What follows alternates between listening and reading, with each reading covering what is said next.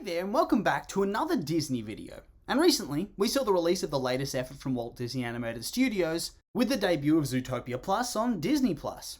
And for those that may have forgotten somehow, Zootopia is a 2016 animated film that tells the tale of Judy Hopps, a young bunny who wants to make it big in Zootopia by joining the police department and becoming the very first rabbit police officer for the city, and who, along the way, uncovers a plot to turn prey and predator species against each other. When it was released, it was very well received. It was a box office smash hit, and it did well from a critical perspective as well. And whilst it's definitely fallen into relative obscurity, at least by Disney standards, when it was big, it was damn big. And I personally really enjoyed it when it came out. It just had so much going for it. It was fun and vibrant and silly, and best of all, it had a whole host of various different characters and a really polished script. It was just an all-around triumph. And so, I've always eagerly awaited some sort of follow-up to the story, but yeah, haven't really heard much word on that score. And you know, that's fine, because ultimately, Disney does have a lot of films on the go at any one time.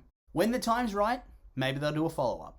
At least, that's what I'll tell myself. And so, I was pretty hyped when I heard about the show, because, you know, it's more Zootopia, and what's not to love about that? And like, it's not exactly what I wanted, it's not a sequel, but it still turned out to be a massive breath of fresh air. And in fact, I'd go as far as to say they're some of my favourite shorts ever, and I know that's a big call, and it's likely been spurred on a bit by recency bias, I'm sure, but still, it's just very good, and explores the world of Zootopia beyond just the characters of Nick and Judy, in various different and diverse ways. Literally every episode is a major banger. But yeah, I guess we'd better dive into some more specifics. Okay, so it's Disney, right? So there are a few things that are general certainties. One is that visually it looks stunning.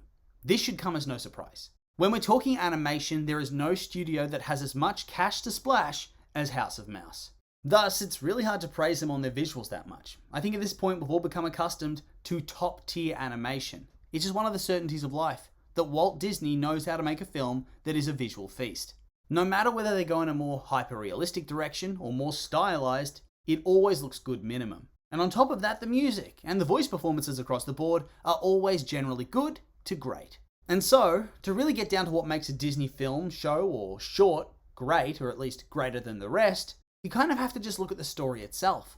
Is the script good? Is the narrative engaging? Are the characters interesting? And honestly, I think Zootopia Plus succeeds in almost every way to this degree. Every episode is filled with characters that are completely unique and vibrant, and yet, despite being animals, they feel so human, so real, like actual people you could see in real life. And I think this is particularly noteworthy in episodes 2 and episodes 5. And these are titled The Real Rodents of Little Rodentia and So You Think You Can Prance. Both of them are very on-the-nose spoofs of actual reality shows. And the way in which the characters behave within them is very real, like it's literally lifted straight from TV. They've just animated it with animals. That's how it feels.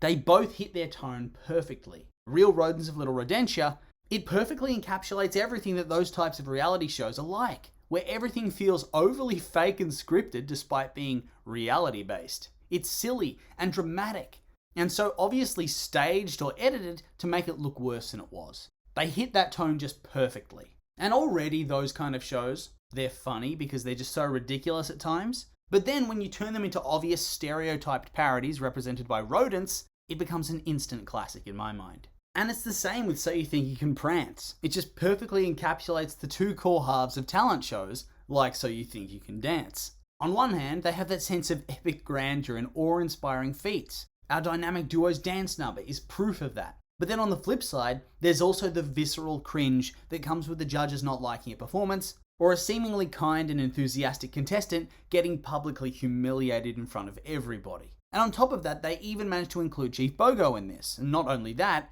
but use him in a way that actually felt convincing. This gruff chief of police taking part in a dance competition. It was very good writing in my opinion. But the fun doesn't stop there, and it's back with another great parody, with the Godfather of the Bride, which is just Mr. Big giving a Father of the Bride speech, which recounts how he went from immigrant to influential mobster, and built a new community for his people within Little Rodentia. And honestly, Godfather parodies are a dime a dozen. You know what I mean? Everyone from Rugrats to The Simpsons has done their own version. Some are good and some are bad. But I have to say that this is up there with Rugrats, with being among both the silliest and yet the best of the bunch. It fires on all cylinders. He leaves from the home country, which appears to only be across a small pond, and creates a gang that deals in baked goods. his item catchphrase coming from accidentally knocking his rival mobster into an ice machine, his narration, the dull colour palette to harken back to the black and white era, try and capture that dreary feel and make them feel super old-timey, even though they live currently in the modern day with cell phones and the internet, and yet he's acting like he grew up in post-war New York City. Hell, the short acts like his gran died years before Zootopia even began. But in the actual film, he mentions how she met Nick and made him a cannoli. So she hasn't even been dead that long. And really, just every aspect of this short was great. It was just perfection, and a great way to flesh out a minor character that was honestly one of the highlights of the original film, in a way that didn't feel forced or overexposed. Moving on, I also really liked Hop on Board. It very much took me back to my childhood. Classic early 2000s crazy road trip films,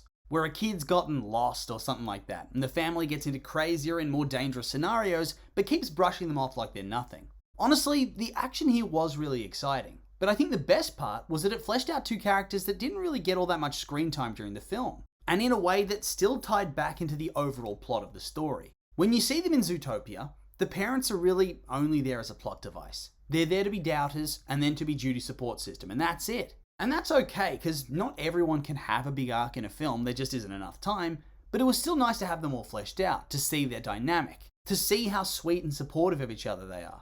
It was just really wholesome, in a way that you don't really see all that often. In this type of story, where they're rushing to save their kid, you'd expect them to be raging at each other, but they're not. No matter what happens, they're so kind and gentle, staying calm even in life-threatening situations, and even making jokes out of it. And it was a very nice contrast with the crazy action that's going on around them. Moving on, I really like Dinner Rush as well. I love that they tied it into the ending scene of Zootopia where they pull over Flash for speeding, plus I really just love the sheer stupidity of the sloths in Zootopia.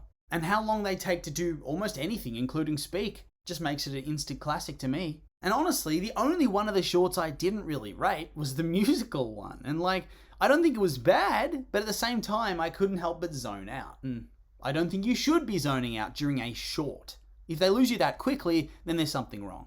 And so yeah, maybe it's just me, but I just wasn't feeling it. And so yeah, Zootopia Plus is a really welcome release from Disney Animated Studios. A diverse set of shorts that focuses on the various different side characters of Zootopia in fun and unique ways, whilst also seamlessly infusing brand new original characters that tie into the actual original film. Whenever you see how they fit in, I feel like that meme of Leo DiCaprio pointing at the TV. It's just a great experience. And I really just hope that more of this kind of stuff gets made in the future for other, lesser Disney franchises. It just breeds goodwill and is a lot of fun. But of course, with all that being said, these are just my opinions, and now I'd like to hear yours. What did you think of the shorts? You like them, hate them? I'm curious for your thoughts, so make sure to like, comment, subscribe, and let me know.